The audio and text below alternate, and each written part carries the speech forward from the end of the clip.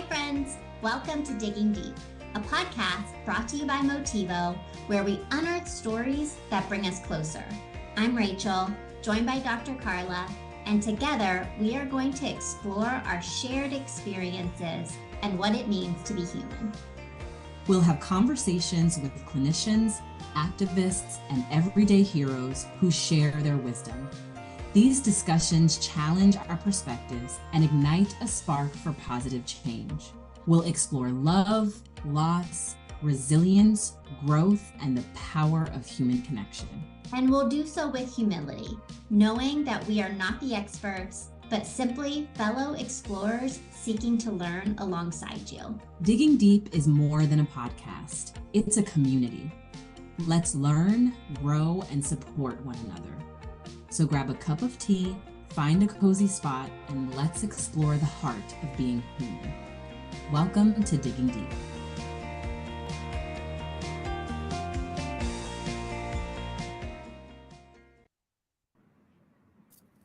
Hi. Hello. Good to see you and to be back. It's great to be back. Yeah, I love how I was watching some of our older podcasts or looking at them, and I love how we have gotten increasingly more casual. Like the first one, we were fully prepared, no t-shirt, and now we're just come as you are. Here we are. I feel like that also helps the shift to just being comfortable and showing up as ourselves. And we don't get a lot of chances. Well, I guess we get a lot of chances to do that, but there's not always a lot of chances to just kind of show up as you are and be heard and still listened to. So that's right. I remember I used to think during the pandemic, I'm I can't wait to get dressed up again. And then I did it twice and I was like, Mom, good. I don't want to anymore. It's exhausting. It really is. It's too much thinking. You were just complimenting me on my Bowie shirt. Yeah, I love it. You know what I did the other day? I was I need to Google Bowie because David Bowie, I guess is his name. And if someone were to ask me oh, cool band t-shirt, what's one song that David Bowie sings? I'd be I don't know. No, it doesn't matter. Tell them if they want to know. Yeah, band shirts are edgy and but I'm prepared. He sings Under Pressure. Oh. And a variety of other songs. I got it. I would have never asked you that because I would have never answered, but I also I would have never known the answer. I also don't like when people ask that because I've been a football fan all my life and people just don't believe how much of a football fan I am. And so usually I get asked tell me the name of a person on your favorite team just to kind of be tested. And I can't stand that. Don't test me. Don't test because you probably know. You know, right? You're an Eagles fan, yes? I am. I'm an Eagles fan. I do know, and don't test me. Don't test me. What, do you not believe me? Well, people need to test me because I do not know who David Bowie is. But I think he was in the film Labyrinth from my childhood. Do you remember that? I do remember that. The never-ending story with the flying... was his name Malfour? Or there was a dog and he flew. Yep. This was a movie I watched. I remember that. Yes, it was. It is a movie. Yeah, I don't remember who David Bowie would be, but I do still like your shirt. Thank you. I appreciate that. I feel justified to wear it now that I have at least one song in my head. Right. How are you? I want to see. I was just listening to a little video of Cammie, and I have to see her. Her birthday is next week. Yes, her birthday is next week. We have pictures planned. We're going to be princesses. And also, she is usually the way that I kind of de-stress or if I'm anxious about something. And she has been drawing recently, and I've been teaching her how to draw people. So this is what she's showing me in this video. Okay, let me see this. Hi, Mommy. I made a picture of you Look, hair, arms, not arms, only legs. But there's hair, but I made a big hair, so I'm sorry. Okay. I made a big hair, so I'm sorry. I'm sorry. Yes, but I told her I love my big hair. The bigger, the better. And so, she's happy about it. She's gonna be 4 next week, She's right? such 4 or She's 5? gonna be 4. Four. 4. 4. She's gonna be 4 next week. It's unbelievable. And you guys I mean- always dress up and get pictures together because it's your birthday as well. Yeah, our birthdays are one day apart, and so I asked her what she wanted to, do. What did she want for her birthday? And she said, "I want us to be Princess Tiana together." So, I mean, that's the sweetest answer ever. So, her wish is my command, and as I do, I went way overboard, Oh, she did. and we will be Princess Tiana. The tiaras are in the mail. I So, love it. Of course. this is just a little snippet. I can't even Oh. imagine the Amazon cart that you had last week. And Etsy and Amazon, it is, it's a problem. But the pictures are going to be so cute, and I can't wait to share them. I can't wait to see them. That actually, it made me think about when you said that she was like a stress reliever for you. It actually made me think about today's topic because I was like, we're going to be talking about trauma responses, like super light, casual topic, trauma. Transition right in. And I was like, I bet Cami is a big grounding piece for you of just like, how can you be thinking about anything else when Cami is there, right? She's there and Right. she's like consuming everything. Yeah, I think even with this topic, I was thinking a lot about like one of the things that I think parents worry about, or at least I do as a parent, is like the places of trauma that, my child will experience. And like, so what are the things that, we can do to, make trauma either not happen, or if it happens, like, what do we do? And I think that it's so hard to prepare for trauma. I think that's one of the lessons. But very much so, like, in this conversation, we'll really talk about how to like lean into it and how to make space for it, because that's one of the, biggest ways to really address trauma. But to even just acknowledge our own trauma responses is something that like, to even teach her or even teach myself is such an important journey, because like, there's so many places where trauma is just kind of like ignored. And I think we've just kind of gotten to a place of society of even just like realizing how pervasive trauma is, and how much we're really operating in trauma responses. So, it really did, just kind of like originate from my thoughts of her, and how I think a lot of these topics are just like, how can if I know this stuff, what do I do now as a parent? Mm-hmm. How do I help her? I mean, I would think that is the journey of probably every parent, that it's impossible to kind of learn anything in a way that you don't reference, like, how is this related to my child? Right. Especially as a therapist. Like I just am, you empathize and there's so much compassion with your clients, and I am consistent. How do I at least like, if she's in therapy, fine, great, wonderful. And how do I make sure that, I too am a supportive person in her life to make sure that she's like whole, it's just it's such a balance, and it's so hard because you can't like, they have to go through stuff. And trauma is one of the things that we can't take away. It's so hard. Yeah. Kudos to me for not having children. I only have to think about my own trauma. So there. Kudos to you. Okay, well, let's do some like level setting around just like the foundation of a trauma response. Can you kind of define, what do we mean when we're saying trauma response? Yeah. So usually we're referring to a psychological or physiological response of something that has like been distressing or overwhelming. So it's an event that a person has already experienced, and their, body, their mind, their emotional responses are still triggered when or if they're reminded in some way about this event. I think these responses are different by person, but we can kind of like categorize trauma responses into things like fear or anxiety. I think also like hypervigilance, like people can go numb, there's dissociation.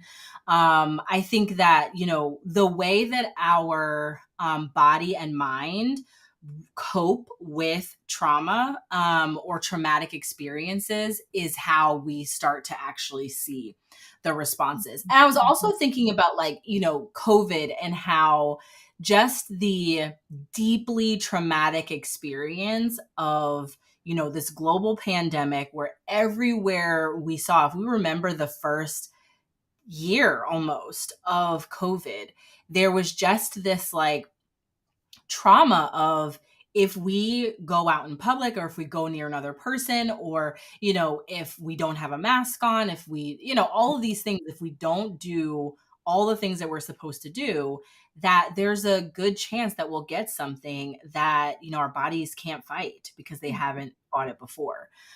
So, you know, I think a lot of what we're seeing over the last like few years, post pandemic era is our trauma responses from having had this collective experience. Is there anything that you would add? How would you define it? And you know, any differences?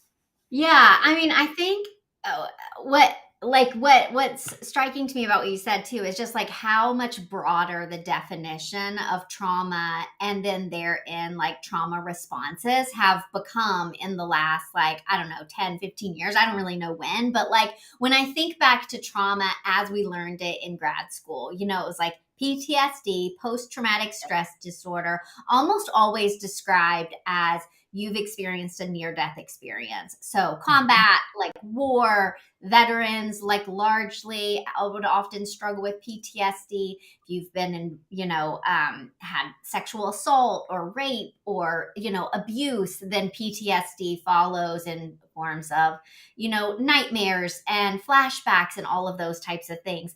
But I think that now we have a more broad definition of what trauma looks like of various like shapes and sizes. And one of the definitions I heard once recently that I thought was really interesting was that it's defined as an event or situation that breaks a sense of security.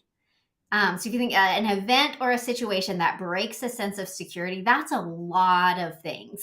You know, that's a lot of things that you could, something could break a sense of safety or security for you. You know, so that broader definition of trauma, I think, also leads to a broader definition of trauma responses. So some of the ones that I have heard of in terms of trauma responses, outside of the ones that you think of, nightmares, flashbacks, you know, anxiety, depression, all of those things that come with trauma responses as well, but also things like shutting down, like avoiding uncomfortable situations, avoiding challenging conversations. It can look like people pleasing. You know, if you think about just anything that you might do to regain a sense of security and safety, which could be codependency, it could be people pleasing, that is a response to the trauma that you've had. You know, emotional numbness. This last one describes me: hyper independence or staying busy. I like try to busy my way out of dealing with trauma, you know? So those are some of the ones that came to mind. And there, you know, there's another one I'll just say. I wasn't planning on saying this, but I just came out of couples counseling a couple of hours ago with my husband, and we were talking a little bit about like sex and intimacy and those types of things that you talk about in couples counseling. And we were also just kind of, you know, highlighting how we were both raised in a very conservative religious communities that was taught no sex, sex is bad, sex is wrong, and going from that into a healthy, loving marriage, like you can't just switch like that. And so I was actually even thinking about preparing for this conversation that like even my thoughts on sex as an adult, you know, and as someone who is in a loving, safe marriage is very different. You know, it's a bit of a trauma response from what I was taught in my childhood. So, as I start to think about those things, I think, wow, the idea of a trauma response is kind of with us in lots of different interactions that we might see or think of. I don't know. Any thoughts on that?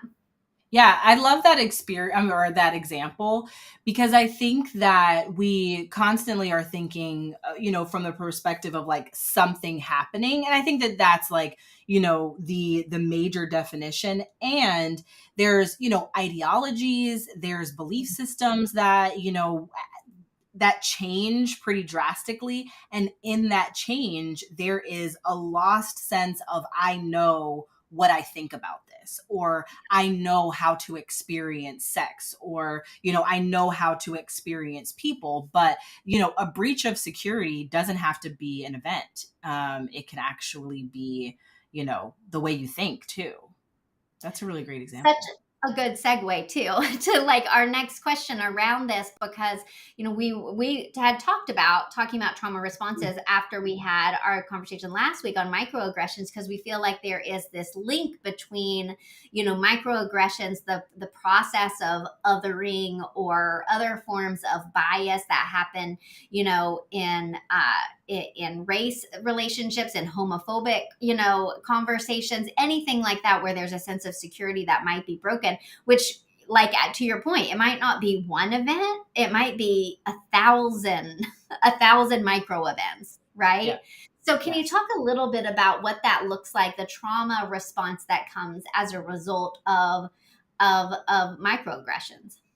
Yeah, that's a great question, and another great example of like, we can look at one event, and just say, okay, this was just something bad that happened, or we can look at an event that happens cumulatively. And I think that, like, the experiences of women as they were sharing through the Me Too movement, I think was an example of the ways that pervasive assaults and different ways of assaults can actually create this trauma. And so some of the things that comes out of things like discrimination and oppression are hyper arousal, which is an increased state of alertness and sensitivity. So like this constant feeling that if I go into this store, or if I go around this group of people, I feel like there's going to be a threat, and so I'm constantly scanning for threats. I'm constantly thinking that something traumatic is going to happen, especially if it's happened multiple times over. There's more of a chance of it happening than it not happening. Which then leads us to hypervigilance, which is a heightened state of awareness and constant watchfulness of signs of danger and discrimination. We're constantly looking. So the hyper arousal is like we're alert, and then we're also looking at the details. Like, what is this person going to say? Are they coming near me? What are they going to do? And so they do usually work hand in hand. We might avoid situations where we think that, there's going to be a trauma trigger. We may actually avoid situations because of the fact that we are responding to something that has happened. So even if everything about the situation is different but the smell, then we might then decide to avoid and just say, I don't want to relive that, or I don't want to be in another situation where this could happen. There's also emotional numbing, which we kind of just mentioned, detaching and numbing for a protective factor. Disassociation is another big one. So I'm watching this show on Apple TV called The Crowded Room. And I'm not going to give it away, but disassociation based in traumatic experiences is, one of the symptoms of trauma, that we can say like something huge happened and this person is deciding, or their brain has to cut off their kind of connection to just kind of like being here. We mentally detach, and there might even be a mental detaching that happens that we're just not aware of. We just lose time. Or mental detaching can happen like, we get really tired and we're like, we're going to go to sleep each time there either is a traumatic event or a reminder of a traumatic event. And then we talked last week about like low self-esteem. I think also internalized oppression is another way that, we can actually have a trauma response, adopting negative belief systems about ourselves because we're constantly reminded that there's something wrong with us, based in, the identity that, that we have that is being othered. Anything to add to that? But then also, like, have you ever experienced any of these trauma responses, any shares around trauma? Well, I'll just dive right into some of that. But I want to say first on that disassociation one, because that's a different way of thinking about it than I've thought about it before. Always hearing disassociation in grad school, it was almost like a leave your body experience. You're disassociating it for a second. But like when you said it like that, I was like, wow, I feel like that even could be different forms of addiction as well, where it's like you are choosing to like use something else to numb yourself and kind of leave your state of consciousness in a certain way through some form of addictive behavior. I don't know. That just was like an aha moment for me. Yeah, absolutely. It's probably not textbook disassociation, but I'm just making up my own stuff over here. It's like self-medicating. It's like creating the environment to detach, to mentally detach. If you can't do it sober, then you need help to detach. So absolutely, it's an example. Yep. Okay. All right. Well, thank you for that, Dr. Cartlett. I will just say that a therapist I know said so. In terms of my own experiences, and this is like one that I think I often feel like in these episodes, it's even better to like show, don't tell, in the sense of like, how can we make it more granular for people as we're explaining it? So this is a trauma response I feel comfortable sharing because it really was something that I just only recently came into an understanding that it was a trauma response. So just kind of give the brief background that, I never got to have a relationship with grandparents. My mom's parents died before I was born. My dad's parents, they just didn't have, they only live like 15 minutes away from us. They've both passed on now, but there just was like some cutoff stuff in the family. And my grandfather was just had a lot of issues and problems, like mental health related, personality disorders, that sort of stuff.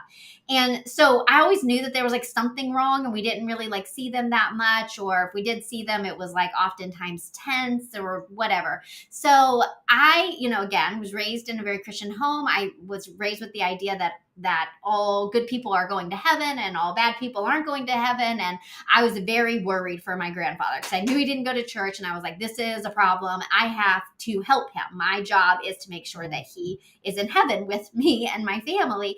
And so I was like only like 9 years old, and I wrote him this letter, like basically witnessing to him about like, Grandpa, I'm like worried about you. Like, I don't get to see you that much. I love you so much, and I just want you to be in heaven with my family. I'm not exactly sure why my parents let me send it. I'm not positive it was like the right decision to like let me mail that off, but they did.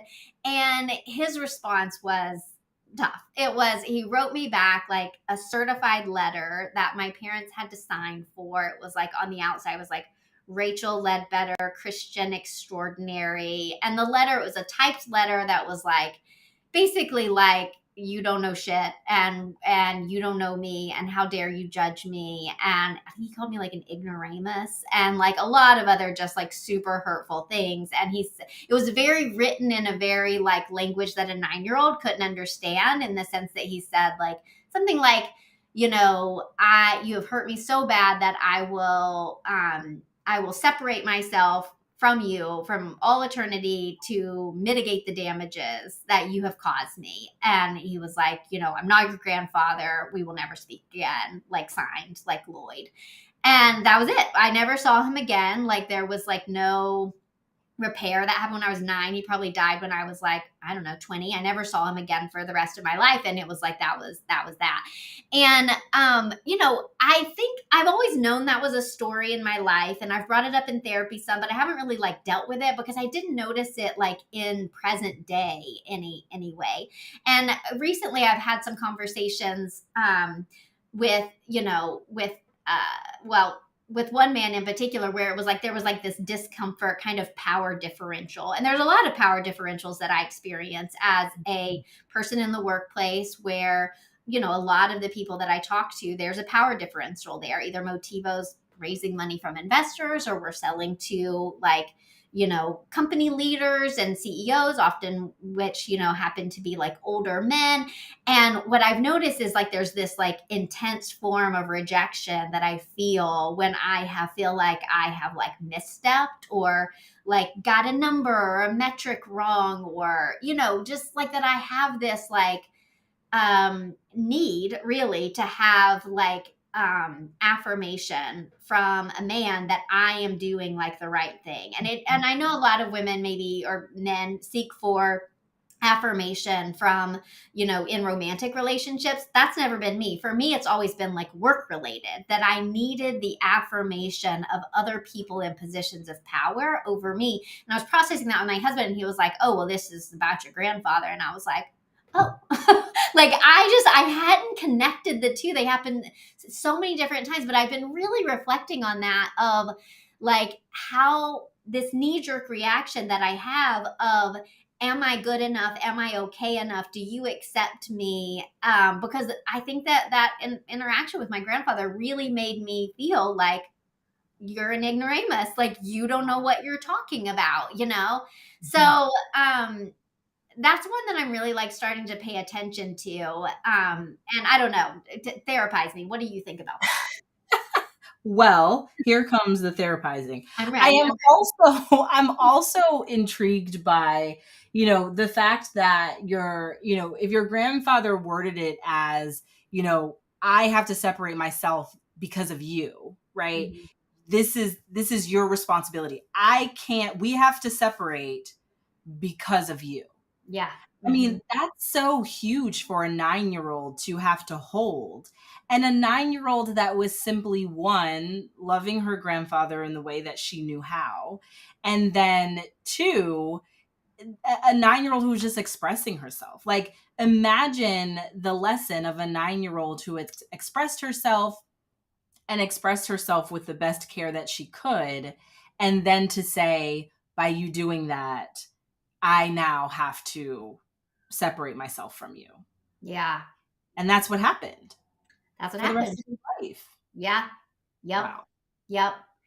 That's Yeah, that is. I mean, it's interesting. I mean, I think it through, you know, maybe even some of the people pleasing mentality that I went, or not like as much people pleasing as it is like, I need your approval to validate my own like sense of value and worth, especially like in the workplace. Yeah, it comes out there. And you know, I think that what I'm learning from it that pertains to this conversation is just that idea that these trauma responses are so much more broad than we have thought of before, and that they are, you know, difficult to sometimes see and understand. Even though I knew that that was something that happened in my life, but I didn't realize that my response in, you know, modern day was pulling from this thing that happened early on, very similar to what you were talking about earlier with Cami, where you're kind of like looking for what is the thing that she might be attaching herself to that's giving her information about who or what she is that is incorrect, you know? Yeah. And in addition to that, I think that, you know, there is also a shift, like a cultural mind shift of like, what does it take, especially for young girls, and, you know, in Cammie's case, young Black girls, to feel that what they have to offer is amazing as it is. Like, Mhm. where are the little responses and then little places where we listen more to, you know, maybe a little boy than a little girl, or an adult versus a child? There are these like these are embedded in our culture. And so it is hard to figure out what might she pick up, what might our little ones pick up about themselves. And, you know, connected to your experience, like in just expressing yourself. Yep. And expressing care, like you did it out of love, like you wanted him to be in heaven with you. Like, is that not what we're taught as Christians to say? Like, I want you with me, right? Like there's this love that I want you to experience. So it is very much so a trauma that is connected to like who you are. And so you like bring that little piece of you and that meaning making and that lesson with you as you grow along the way. Yeah. You know, too, it also makes me think about what you just talked about, which I don't think that I knew this either. Another learning for me around that, like the hyper arousal and the hyper vigilance of like, I think for me, it's also caused me to sometimes feel like when someone responds a certain way, I'm like, is this because I'm a woman? Is this because, fill in the blank of whatever it is that you might feel is associated with your trauma. I even think about that, what you said last week, what I thought was so interesting. We were talking about like, um, the microaggression that often happens for Black women of being service workers or Black people in general, that, you work here perhaps, Yeah. and you even said when you were talking about it, like, maybe that's not what they were thinking, but maybe it was. Right. That I hear that hypervigilance of like, wait, is it this? So it almost feels like you have to do all of this mental work of, is this just coincidence or is this because of who or what I am? Like, what is this? That's a lot of work, and that's trauma. It is. That's why gaslighting works, to kind of perpetuate the trauma, right? It's like your reality is not real. What you are experiencing, you have to question it. And so there's like this, even as you're working on trauma, it's, is that actually something that I should be affected by? Versus like, yes, I'm affected by this. Let me be aware of it and let me figure out where in my life I've been affected by it. There's this question mark of even if you should. There's a judgment that happens that is a response to trauma, but it's also one of those things that, again, we do as a society in order to collectively ignore or avoid the trauma that maybe has been caused by, other people. Yeah. Such a good point. That additional layer is something that I haven't thought a whole lot about, because it's not just like, oh, these are the things that give you trauma responses. Stay away from these things. It's like these things, but this, and maybe in this context, or we talk about the smell or for me, there's a city that's associated with a trauma response that I have, an entire city, there's all these other elements to it as well. Mm-hmm.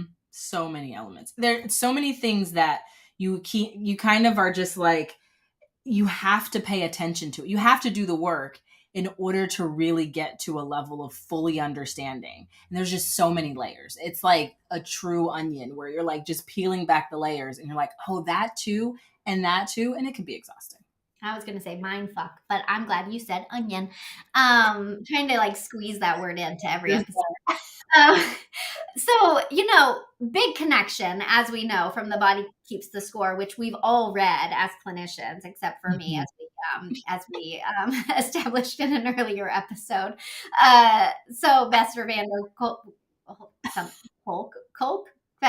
me. Yes. Right? Yes. Yes. The Body Keeps the Score. Like, you're wondering too. You're like, wait, what is it? You're making me question my reality here. I'm sorry. But let's talk a little bit about the impact that trauma and trauma responses have on your body in a more sympathetic way, sympathic. I'm going to stop talking. Go ahead. Parasympathetic. Is that what you're saying? Yeah. So definitely, I think that like the mind and body connection is something that we connect kind of to trauma. But I also think that the awareness that we begin to get might even start with our body. We might start to like connect more to like our heart racing, in a situation, or when we smell that smell, it's just like our skin crawls or we get goosebumps. Like our body might be the first thing that actually comes to the surface in terms of awareness. But what, the book says, and I think is really true in our lived experience, is that the body and mind are interconnected. And so there are absolutely common physical signs of trauma. So I named one of, an increased heart rate. Sometimes we can feel like, the air is just like sucked out of a room, especially if we see someone or something, if our senses are activated because, that has connected to some sort of traumatic experience, then we begin to have trouble breathing, heart rate is up, I think hypervigilance, as we said, this heightened state of alertness, like looking at certain things, muscle tension happens when we're trying to look at a detail and like see like the future. Is something going to happen? Or did something happen that I'm remembering here? We have muscle tension. Insomnia and sleep disturbances are ones that you mentioned for PTSD. I think that's one of the biggest symptoms that people remember when it comes to vets or people who have experienced assault, is like the sleep disturbance that you actually cannot sleep. You can't rest your body or your mind enough to go to sleep. So we could be talking like days on end without going to sleep for fear of seeing something in your dreams, and you have no control over that. Fatigue, I think, is a big one. Just talked about muscle tension. Changes in appetite is pretty huge. That, we can, be overeating or undereating in situations where we've been traumatized, so not only a response to the traumatic event, but even unprocessed responses to a traumatic event. If we're reminded of it, we may find that we are eating more or less. And then nervous system dysregulation is probably the larger term, that like our nervous systems collectively, irregularity in breathing, heart rate, body temperature changes. I mean, these are things that can be connected, and we're consistently. What I really like about some of the shifts that we've seen in medical care is that they're asking a few more mental health questions in physicals because of the connection between the mind and the body. So even if something is showing up, even if you constantly, let's say, have, high blood pressure. Throughout my pregnancy, I had alarmingly high blood pressure. And, I'm talking, nobody could figure out why my blood pressure was so high. And, one particular time my doctor sent me to the ER. It was 190 over 120, which is like alarmingly high. And it went down as we were just like talking. I was talking to the nurse. It went down, and she began to do a ultrasound to just kind of see if Cameron was okay. And my heart rate goes up again through the roof until they found her heartbeat, and then it started to come back down. So Wow. the nurse knew to ask me, have you had pregnancy losses before? And I said, yes, 3. And she's like, I've seen this so many times. There's nothing that we can find that's wrong with you. This is very much so anxiety. And Wow. you need to talk to your therapist. My doctor was so interested in talking to my therapist too. And so I just feel like I would not have known. And I probably, of course, the body would have continued to react from high blood pressure. But had I not been told by the nurse to, sit here and do some deep breathing, we'll do it again. She would check it again, every so often. And like just being able to see that connection changed everything. Wow. And I think that my doctor was also pretty appreciative of that nurse as well, because she wouldn't have known, to ask.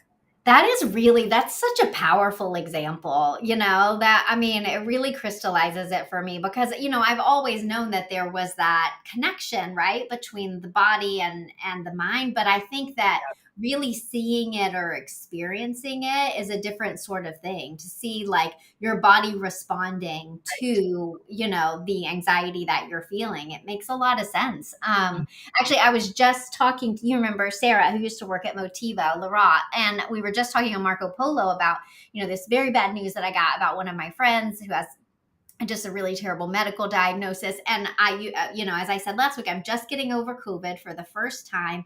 And this last weekend, I could feel myself like relapsing into the symptoms of like just extreme fatigue and all of that. And Sarah mentioned very astutely on Marco Polo, she was like, well, those are connected, right? Like you're feeling so emotional right now and your body is slipping back into some of the symptoms of the illness that you just got over. And I was like, all right, therapist, that's not a like, how did you know that? And you're totally right. I could feel it in my body. I could feel all of the sadness. I could feel it from a symptom perspective, you know? Right.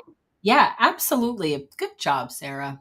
I know. I'm really glad that she did that. But that's what we need as therapists. We need people in our lives to remind us. Like I, went into my therapist the next week and I was like, I'm like, of all people, I should have been the one to know this.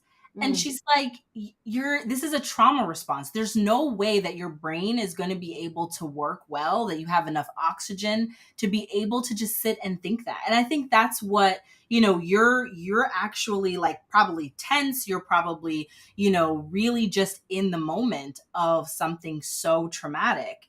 Yep. And your body is like, okay, well, we're really tired. We're already tired. And now we're like working even harder because of this traumatic experience. That's right. And so that's where the, I'm sure the exhaustion came from too. We didn't talk about talking about this, but I wonder if this is something that clinicians are also talking about at the, what I'm thinking about is the fact that almost after every therapy session, I feel like I have to take a nap. Like I feel so depleted after a therapy session. And I think it's because like I'm bringing up all this trauma, I'm talking about it. But I remember when I worked in school-based mental health, this was something that we talked a lot about is that, school-based mental health is often you're taking a kid out of class, like come and do a counseling session, and then they're going right back into class. And I remember always like thinking about like, how are we transitioning this little one back into math class after he's just brought up all of this stuff that he is like dealing with, I wonder about that. Is that something you've tried as a clinician in the sense of like, how do you help clients prepare for the aftermath of bringing up the traumatic stuff? Yeah. I actually see a lot of therapists and, I see them during the day and, we kind of talk about this just outright. I mean, I don't really know how else to be is to just like, there's psychoeducation, but also kind of like this, human connection of like, I know this is exhausting and this is going to be exhausting. And even like for people who are becoming aware of trauma that they never knew existed, it is a slow walk. And I think one of the other ways that, I've learned really through my own experience in therapy is to like slow walk with them and to just kind of say like, I'm right here. I'm also paying attention, right? Like you look much, more tired or your eyes are closed a little bit more. You're like on your hand and you weren't there earlier in the session. So, is this a good place to just, stop talking about this and transition, also paying attention to time too. Like you don't want to, be continuing to talk about trauma, and you only have 10 minutes left. So, that's also session management as well. One other thing that I want to get to about trauma is how it impacts our outlook on the future. So talk a little bit about that. Yeah, I mean, I think that is one of like the harder parts of trauma as you're picking from like diagnoses in general is that trauma can oftentimes have just like a really big impact on how we see our future and how we move about in the world in terms of a safety piece. I think about, Warren really early on in our marriage. Actually, I don't think we were even married yet. I remember he was driving in Palm Springs and a car was like on the side of the road and like flipped a U-turn in front of him and they didn't look and they hit him and the car rolled several times. He was like, injured from it, but okay, car was totaled. But even still, 20 years later, if there's a car in the right lane, that's passing Warren, that's starting to come over, he tenses up. His whole entire body tenses up. And it could be like that forever, right? I'm sure that even the people who are listening to this, they'll relate to those kinds of experiences of something that happened in a flash one time 20 years ago that continues to remain with us, So I think that it's one of those pieces that I think that we should, just kind of continually be aware of. Like, is this hearkening back to another moment where I wasn't safe? And how can I remind myself in this moment that I am safe? He's not coming over. He's not coming into my lane, those types of things. So yeah, that's kind of what I was thinking about from a perspective of future, but I think it can look like so many different things when it comes to trauma.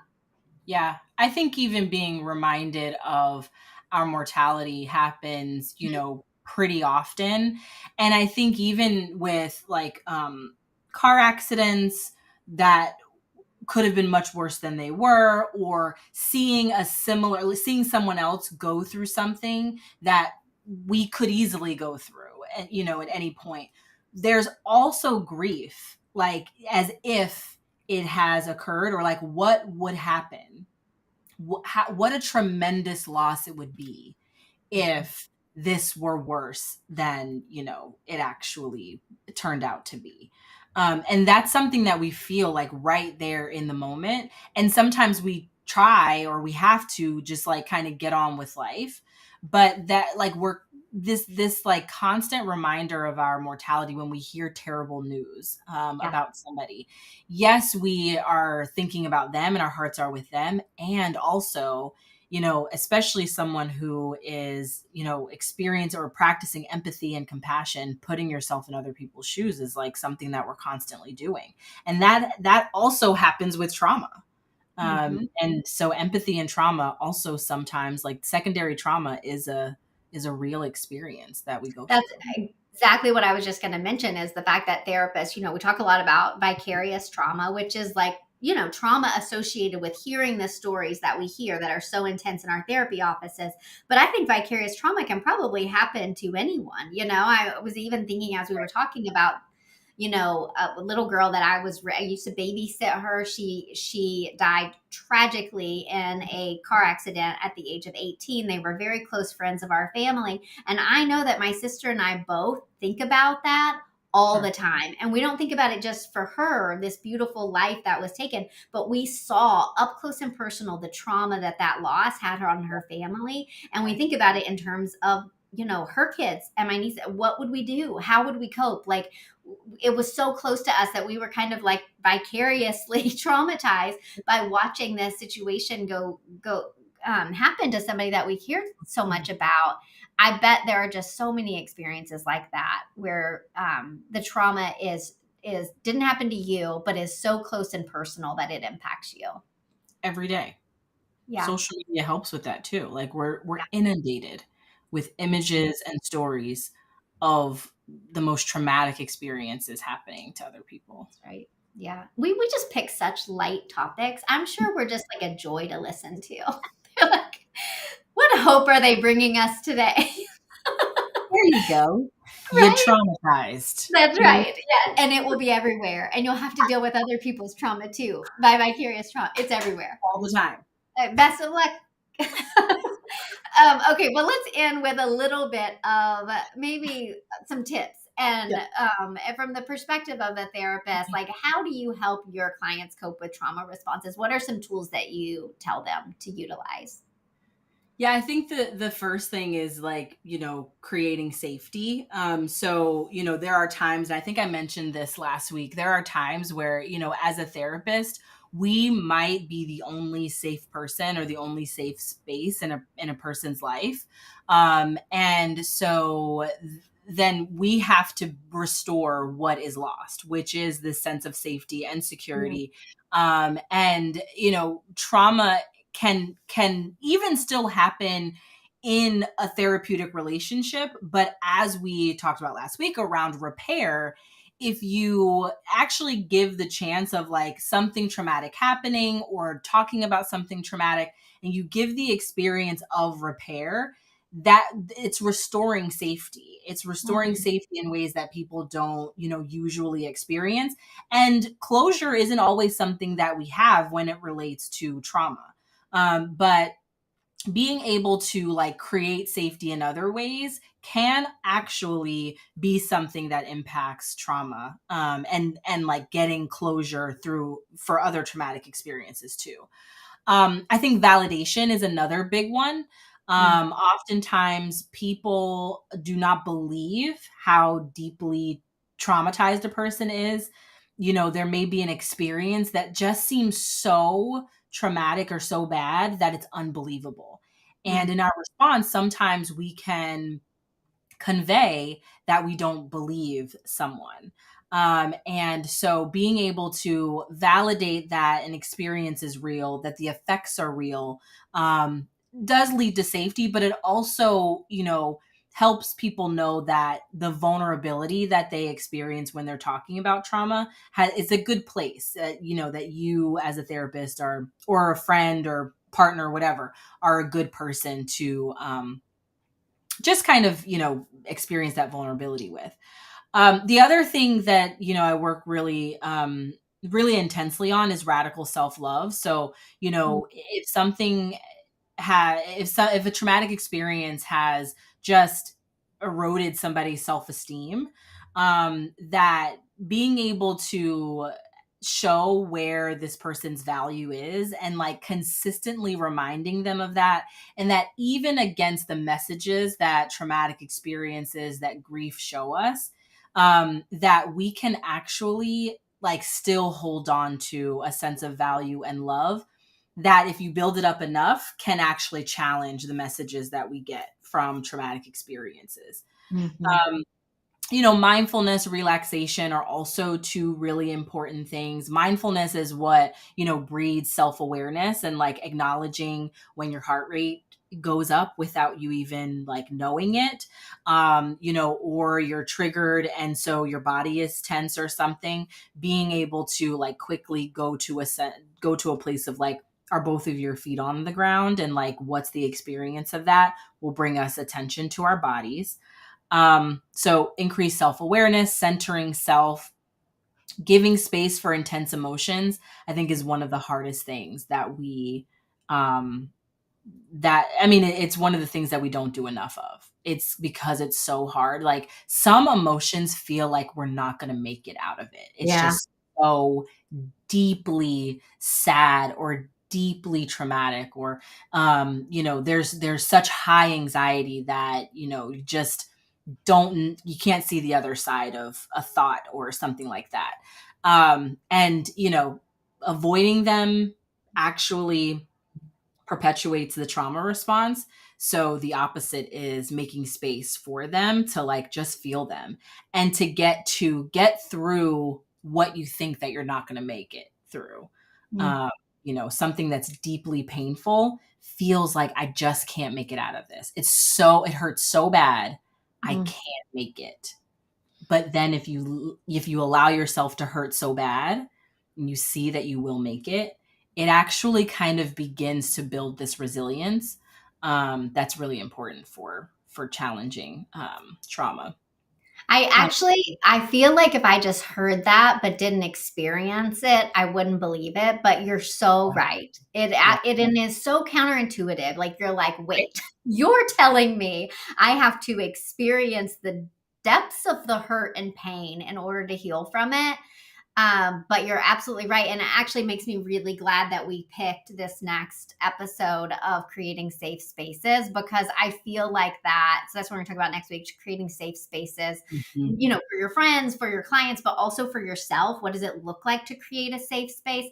And I'm so glad we're doing that on the heels of this, because I think that, it is not just, lighting a candle and like creating safety for yourself. It is also creating safe space, is going in kind of to the darkness a little bit and building skills there. Another thing that you said that I want to touch on, that radical self-love piece. Thank you for saying that, because that really I don't know, helped me today in the sense of like, you know, what I would tell my clients or my friends, you know, if they had a situation like with their grandfather like that, I would tell them, you know, practice telling yourself that, you know, that that's not true of you, you know, that you were a little girl who just was trying to be helpful, you know, and like creating that compassion for myself rather than believing like him, you know, I think it's like Yeah.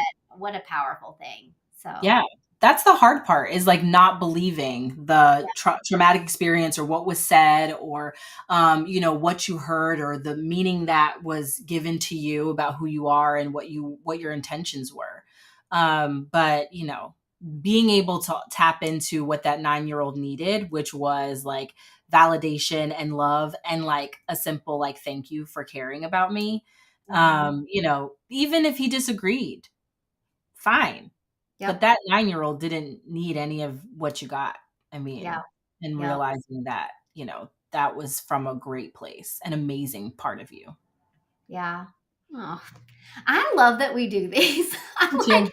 this Me is too. like we're getting like paid. We're at work right now, just having conversations that that are really meaningful to me. So Yes. Me yeah. too, and learning from each other as well. So you've queued up next week, creating safe spaces. Looking forward to that. And I just want to mention that we are on Apple Podcasts and Spotify, and you can also watch the video podcast and see Cameron. You can see her And my Bowie the video and the Bowie shirt. shirt. You can see us on YouTube on the Motivo Health channel. So excited for next week. Me too. Okay. See you All then. right. Bye Okay, bye. bye.